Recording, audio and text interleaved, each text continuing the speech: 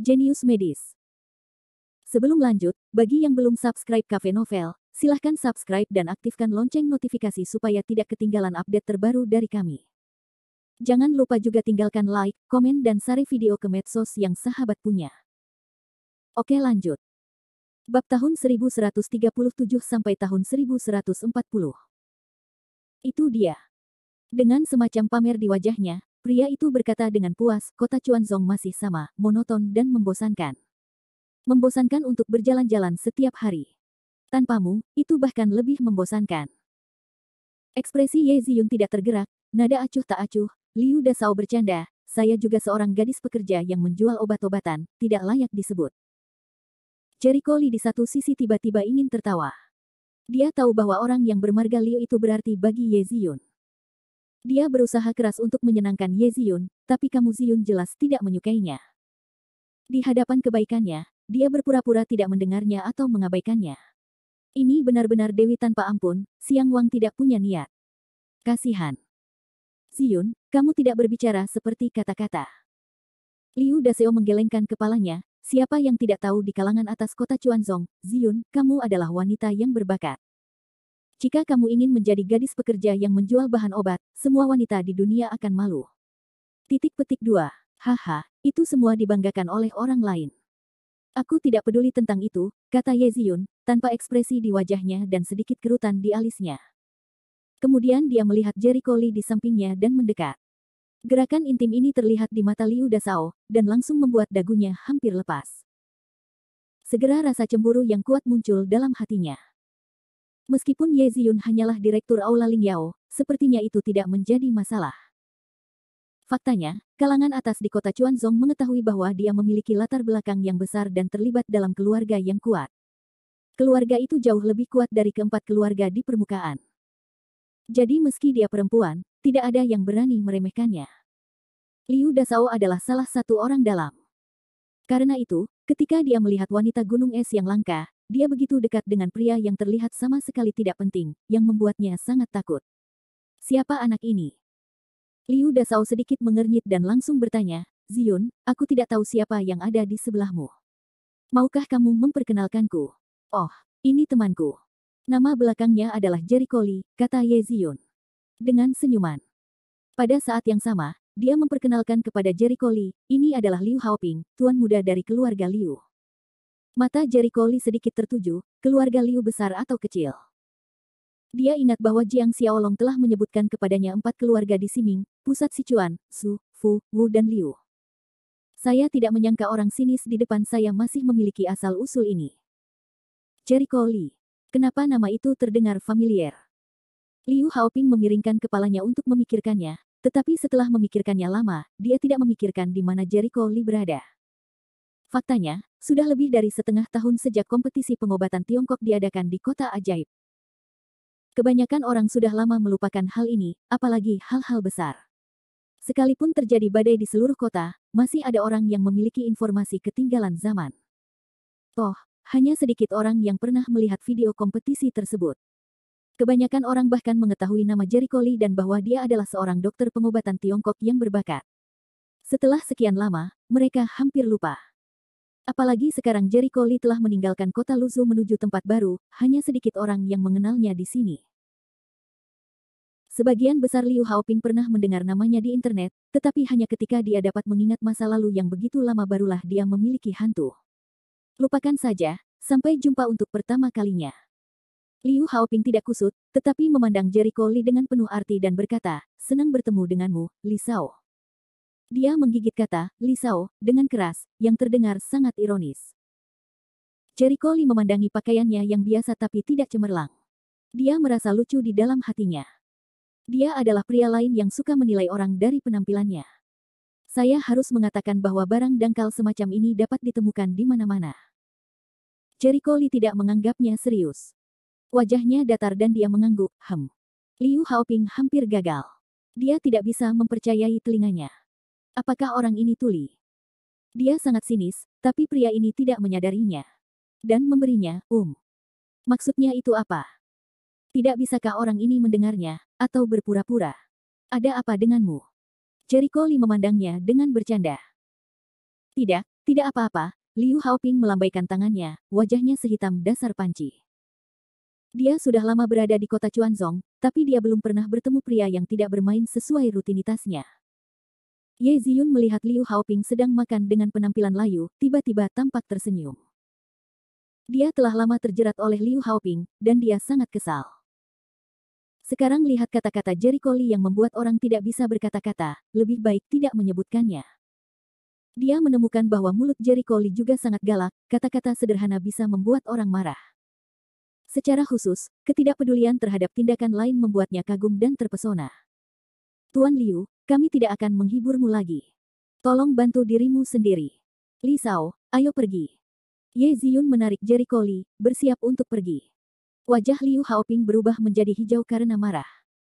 Sebagai salah satu dari banyak pengejar Ye Ziyun, dia tentu tidak bisa melihat kecantikan dan anak laki-laki berantakan bercampur menjadi satu. Ini adalah sesuatu yang benar-benar tidak bisa dia toleransi. Jadi dia melanjutkan dengan beberapa langkah, dan menangis di telinga Ye Ziyun, "Ziyun, jarang sekali kita bertemu sekali. Tidak mudah untuk bertemu. Ayo belanja bersama." Ye Ziyun menoleh melihatnya sebelah mata, dalam hati sangat ingin memarahi Niang. Apakah orang ini punya pengetahuan diri? Dia tidak ingin berbicara dengannya, tapi dia harus mengganggunya. Apakah dia kulit sapi? Namun, demi mempertahankan sikapnya, Ye Ziyun tidak ingin berbicara dengannya, jadi dia berkata dengan dingin, "Kamu ingin pergi kemana? Aku berjanji tidak akan membuatmu bosan." Bagaimana bisa Liu Haoping benar-benar tidak memiliki pengetahuan diri? Hanya saja dia selalu berpura-pura bingung, kalau tidak, bagaimana dia bisa mendekati Ye Ziyun? Melalui koridor yang panjang, sampailah pada lorong kecil seperti pasar malam. Banyak orang di kedua sisi mendirikan kios di tanah, menjual segala macam barang. Ada bunga, tumbuhan, barang antik, dan beberapa tumbuhan. Ye Ziyun menjelaskan kepada Jericho Lee sambil tersenyum, ini adalah rumah lelang. Sesekali akan diadakan lelang. Namun, lelang terakhir diadakan beberapa hari yang lalu, dan tidak akan diadakan lagi dalam waktu dekat. Dalam waktu singkat. Biasanya banyak pedagang yang menaruh barang-barang antik langka dan lain-lain di sini. Kita boleh berdagang secara pribadi di sini. Selama kita tidak melanggar tata tertib dan membuat onar, kita boleh berbuat apa saja. Jericho Lee mengangguk, melirik ke berbagai kios di kedua sisi, dan bertanya dengan santai, apa yang kamu inginkan juga bergantung pada keberuntungan. Belum, aku menghubungi seseorang, dia bilang sudah, tapi ini belum waktunya, dia akan datang nanti, jawab Ye Ziyun sambil tersenyum. Oh, kalau begitu aku akan melihat-lihat dan mengambil kesempatan. Ini adalah kunjungan yang jarang. Jericho Lee tentu saja ingin melihat dengan baik.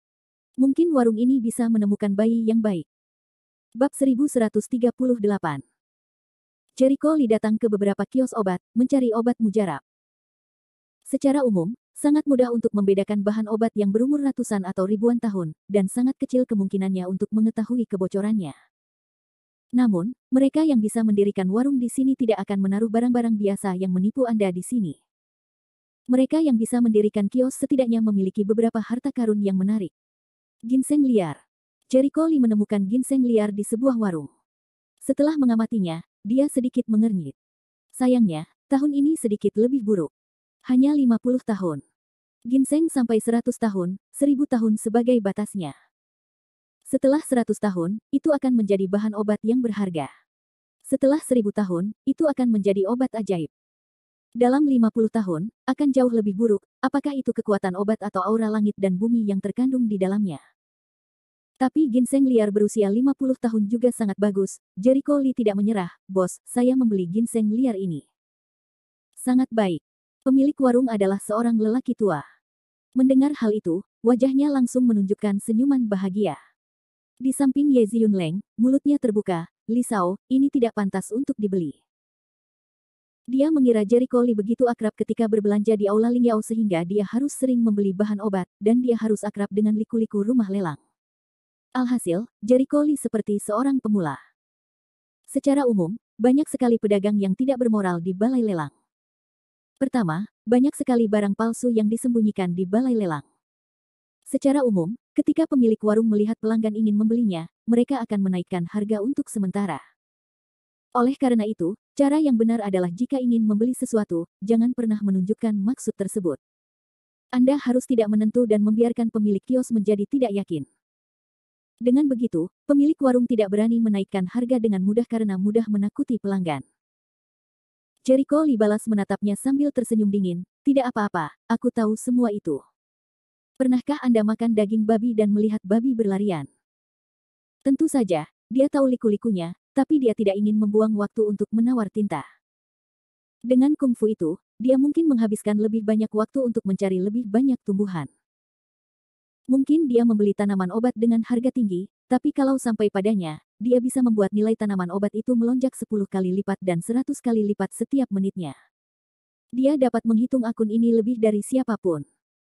Ye Ziyun mengedipkan matanya, dan dia tidak mengerti. Kalau kalian semua sudah tahu, kenapa sengaja memberi kesempatan kepada pemilik warung untuk menaikkan harga? Apakah ini kepulan otak? Jericho Lee memandangi pemilik kios, bagaimana cara menjualnya? Katakanlah harganya. Tapi jangan berpikir bahwa jika saya tidak tahu harganya, saya bisa menaikkan harga tanpa pandang bulu dan membiarkan Anda mendapat uang. Tapi jika itu mengganggu saya tidak bisa menjamin konsekuensinya. Meskipun dia tidak ingin membuang-buang waktu untuk tawar-menawar, dia tidak ingin dibunuh, jadi caranya adalah dengan mengancam. Selama pemilik warung tidak bodoh, dia tidak akan menjual terlalu mahal.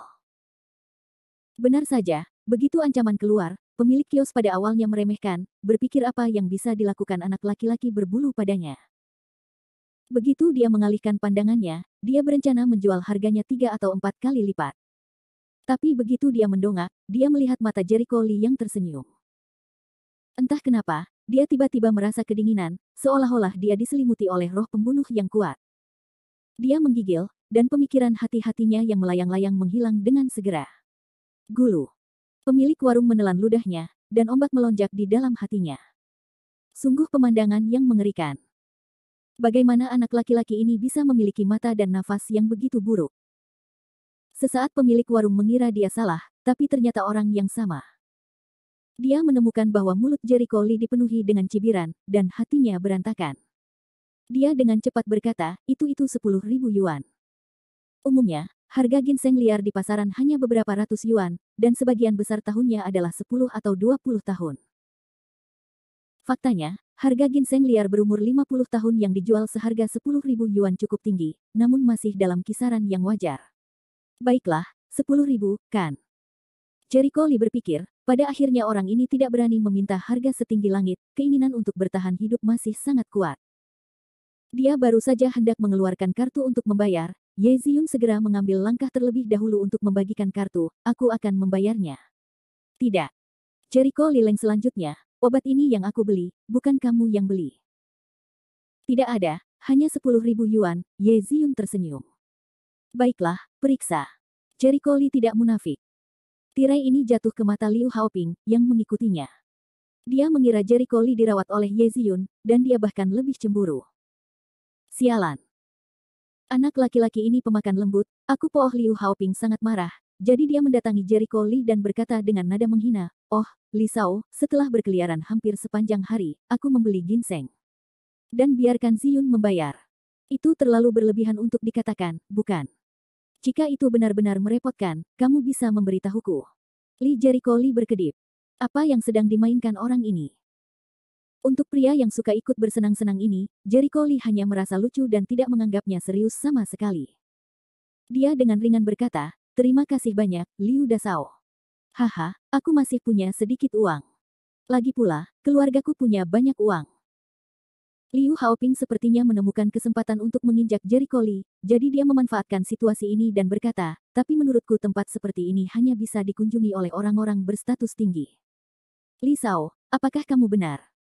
Yah, apa yang kamu katakan baik-baik saja, Jericho Lee terlalu malas untuk mengatakan satu kata lagi kepadanya. Selalu ada orang idiot yang menganggap dirinya sangat mulia dan memiliki status istimewa. Untuk jenis ini dari orang yang merasa benar sendiri, dia hanya bisa berkata, ya, kamu benar.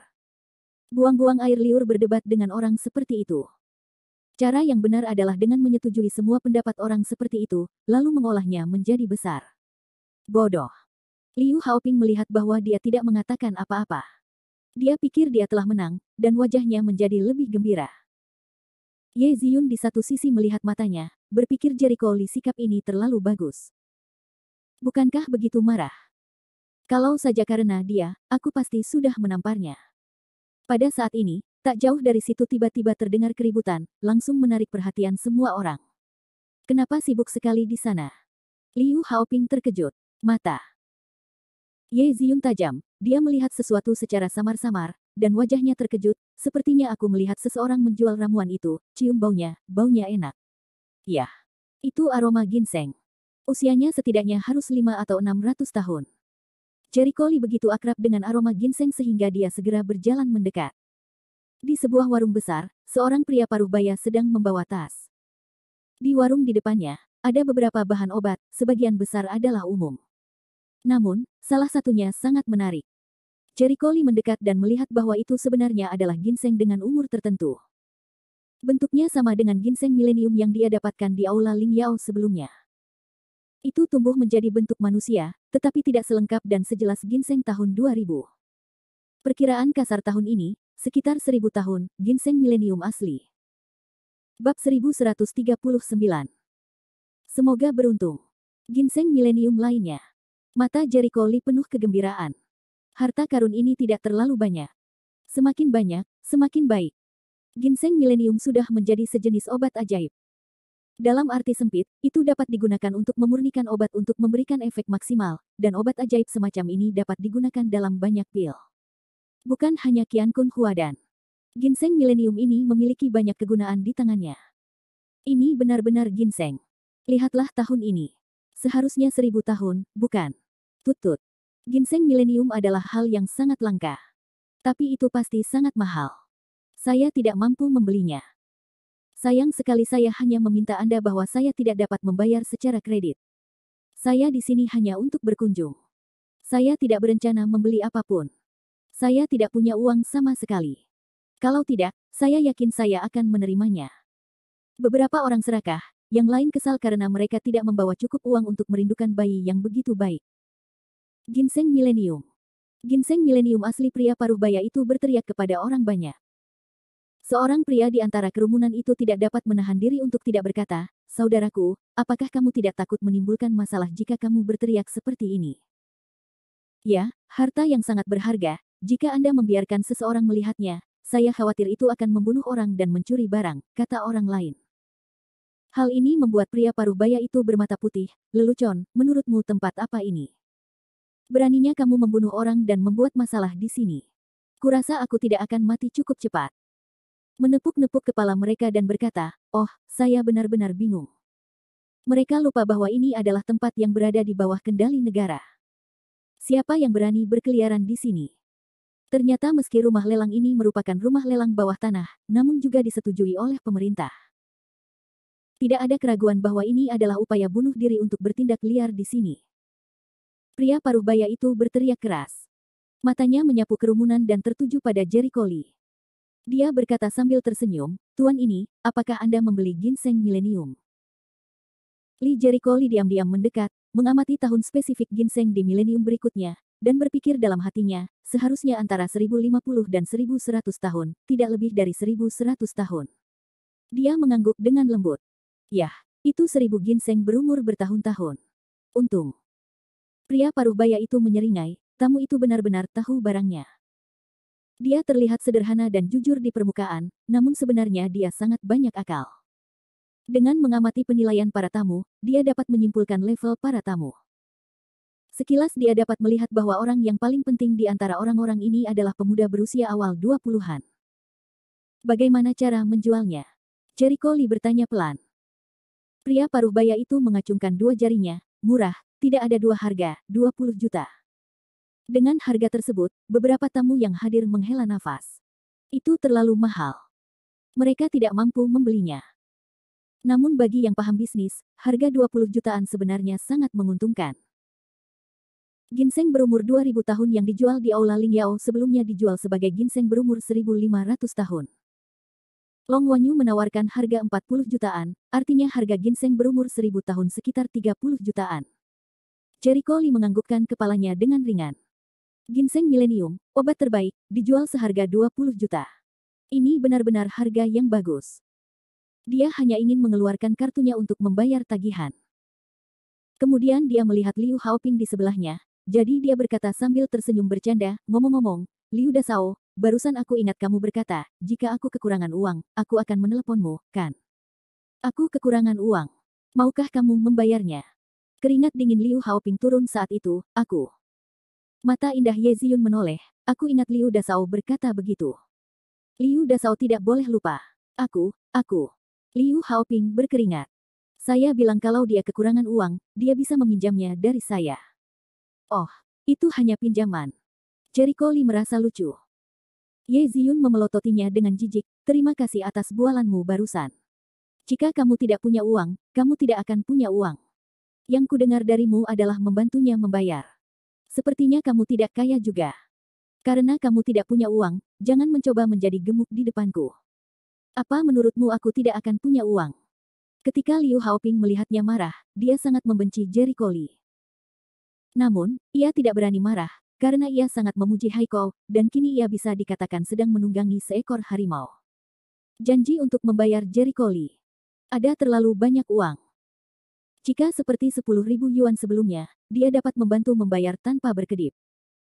Namun, 20 juta mungkin jumlah yang kecil untuk seluruh keluarga Liu, tapi itu jelas merupakan jumlah yang besar baginya.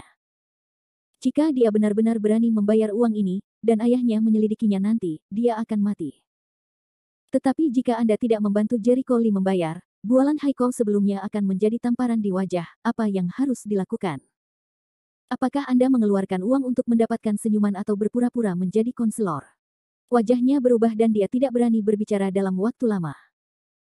Ye Ziyun menatapnya dengan dingin, sepertinya Liu Dasao tidak memiliki sumber keuangan untuk membayar, jadi jangan berpura-pura kaya di hadapanku lain kali. Li Sao, aku akan membayarnya. Tidak peduli seberapa kaya Anda, saya tidak bisa membelanjakan uang Anda. Jericho Lee menggelengkan kepalanya, merogoh sakunya dan menemukan kartu hitam Citibank. Ada banyak kartu pada dirinya, antara lain kartu warna ungu emas perusahaan Rende, kartu grup Tanghai, dan kartu perusahaan Furun. Tapi itu lebih mencolok, dan beberapa di antaranya tidak bisa digunakan di sini. Setelah dipikir-pikir, kartu hitam Citibank ini lebih cocok. Ini bisa digunakan di mana saja. Dibandingkan dengan kartu lain, kartu ini juga lebih sederhana. Hanya saja, tidak peduli seberapa rendahnya itu lebih baik dari dirimu sendiri. Saat dia mengeluarkan kartu hitam itu, mata semua orang melebar dan jatuh ke tanah. Kartu hitam Citibank. Aku tidak bungkuk. Liu Haoping konyol. Orang ini benar-benar mengeluarkan kartu Citibank. Apakah dia buta? Ye Ziyun juga terkejut. Dia melihat kartu di tangannya. Ada tidak banyak orang yang memiliki kartu hitam semacam ini. Dia mengira Jericho Lee akan mengeluarkan kartu bank biasa, tapi ternyata kartunya setinggi ini.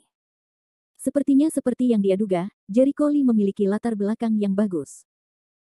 Sepertinya dia akan melakukannya, aku harus menyelidikinya di masa depan. Pria paruh baya itu juga tertegun sejenak, tetapi dia tidak menyangka Jericho Lee akan mengeluarkan kartu yang begitu indah. Apa yang kamu lakukan dalam keadaan linglung?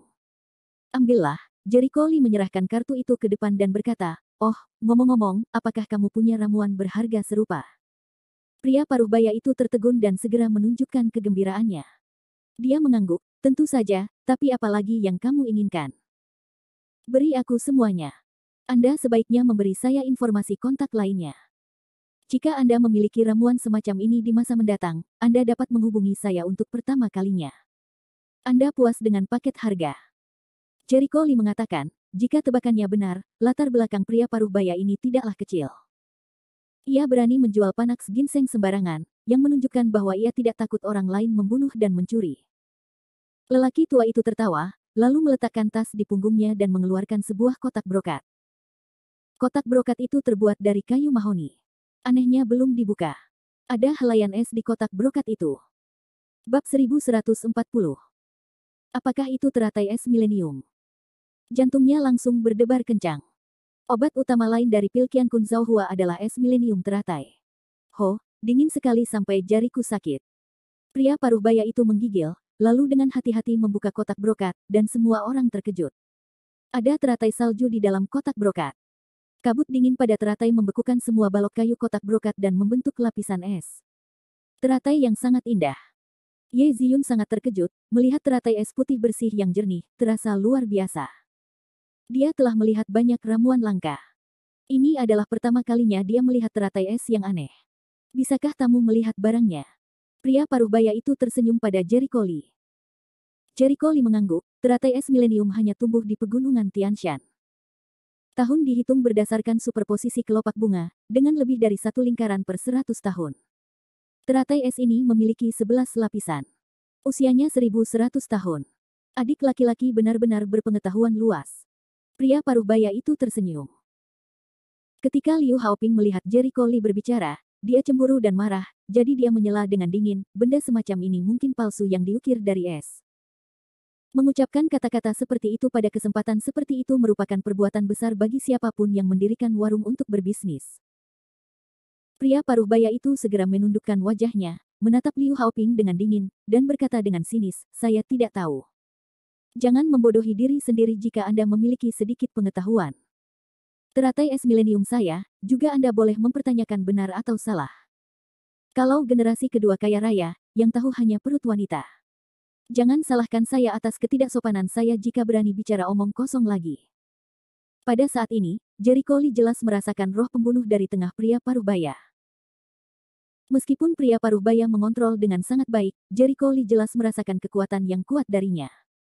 Saat dia berpikir, pria paruh baya juga seorang pejuang. Dan budidayanya tidak rendah. Wajah Liu Haoping memerah karena marah, tapi dia tidak berani mengatakan apa-apa. Dia memelototi pria paruh baya itu dan ingin memakan orang. Jika matanya bisa membunuh orang, maka pria paruh baya itu pasti sudah mati ribuan kali. Jericho Lee memandang Liu Haoping dan tidak bisa menahan menggelengkan kepalanya, pesolek seperti ini tidak bisa mencapai cukup dan tidak bisa mengalahkan lebih banyak. Dia kembali menatap pria paruh baya itu, bagaimana cara menjualnya. Kalau kamu membelinya dengan ikhlas, aku akan menjualnya dengan harga murah. Nah, teratai es milenium lebih berharga daripada ginseng milenium. Bagaimana kalau 50 juta? Kata pria paruh baya itu ragu-ragu. Jericho Lee tegas dan lugas, tanpa ragu-ragu. Teratai es milenium adalah harta yang dapat dipenuhi tetapi tidak dicari. Hanya diperlukan kelopak kecil dari teratai es milenium untuk menyempurnakan pil penciptaan langit dan bumi.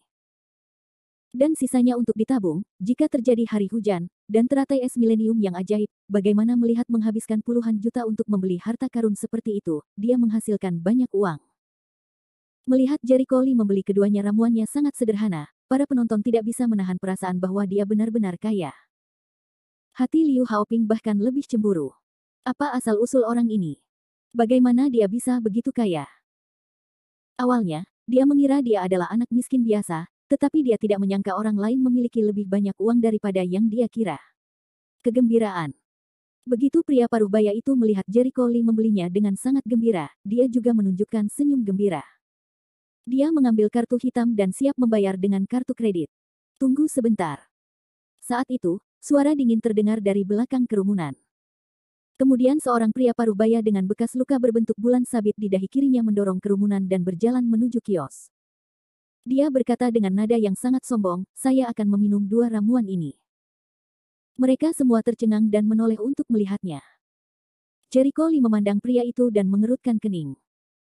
Pria paruh baya, yang tiba-tiba muncul, mengenakan gaun latihan berwarna abu-abu. Dia tidak terlalu tinggi dan terlihat biasa saja.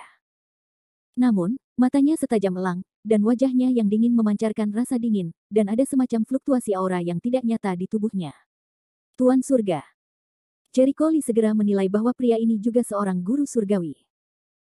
Meskipun pihak lain secara khusus menyembunyikan nafasnya, juga bersembunyi dengan sangat baik, namun kesadaran ilahinya kuat, pihak lain tidak dapat bersembunyi darinya lagi. Dia secara akurat menilai kekuatan pihak lain. Di pertengahan zaman Jindan disebut Zongjing Tianxi. Orang baik, tidak heran orang ini berani tampil dan bertingkah liar. Dia ternyata adalah guru surgawi Zongjing. Ini adalah pertemuan pertama Jericho Lee dengan Tianxi setelah dia datang ke kota Chuanzong. Dia segera mencari catatan di daftar Tianxi.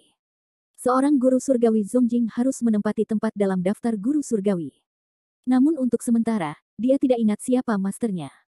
Jericho Lee belum pernah melihat sebagian besar guru surgawi dalam daftar guru surgawi.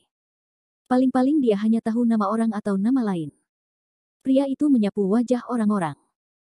Ketika dia menyapu Jericho Lee, dia berhenti sejenak, sedikit mengernyit, tetapi segera lewat seolah-olah dia tidak menyadarinya. Dalam pandangannya, Jericho Lee adalah pemuda biasa, tidak ada yang aneh. Dia tidak tahu kalau Jericho Lee sengaja menyembunyikan nafasnya sejak lama. Selain itu, kekuatannya jauh melampaui guru surgawi biasa. Jadi selama dia tidak dengan sengaja memperlihatkan nafasnya, guru surgawi biasa tidak dapat menilai kekuatannya. Hanya mereka yang kekuatannya jauh di atas Jericho Lee yang bisa melihat penyamarannya. Mata pria itu segera tertuju pada ginseng milenium dan teratai es milenium di tangan pria paruh baya itu, matanya serakah, dan bersorak rendah, apakah kamu mendengar apa yang aku katakan? Aku akan mengambil 2 ramuan ini. Lelaki tua itu memandangnya dan menunjuk ke arah Jericho Lee, kamu terlambat, adik laki-laki ini sudah membelinya. Namun, Jericho Lee sepertinya tidak dianggap serius oleh pihak lain. Dia berkata dengan acuh tak acuh, saya akan memesan ramuan ini. Tidak peduli berapa harga yang dia tawarkan, saya akan menambahkan 10 juta untuk setiap satu. Jumlah milenium ginseng dan milenium ice lotus telah mencapai 70 juta. Jika masing-masing ditambah 10 juta lagi, jumlahnya akan hampir 100 juta. Itu suatu keharusan. Ini satu-satunya cara untuk menawar. Pria paruh baya itu bersemangat, tamu ini benar-benar berterus terang, Jericho Lee sedikit mengernyit, sementara Ye Ziyun meminumnya dengan tidak puas, jika kamu mengatakan itu, apakah kamu akan bertarung dengan kami? Tahukah Anda yang pertama datang, yang kedua dilayani? Kami membelinya terlebih dahulu. Dia pikir dia masuk akal. Tidak peduli bagaimana pihak lain, dia harus tahu yang baik dan yang buruk. Namun, dia salah. Pihak lain memberinya pandangan redup dan berkata, selama kamu tidak mendapatkan sesuatu, orang dengan harga tertinggi akan mendapatkannya. Kamu tidak memenuhi syarat untuk bersaing dengan saya.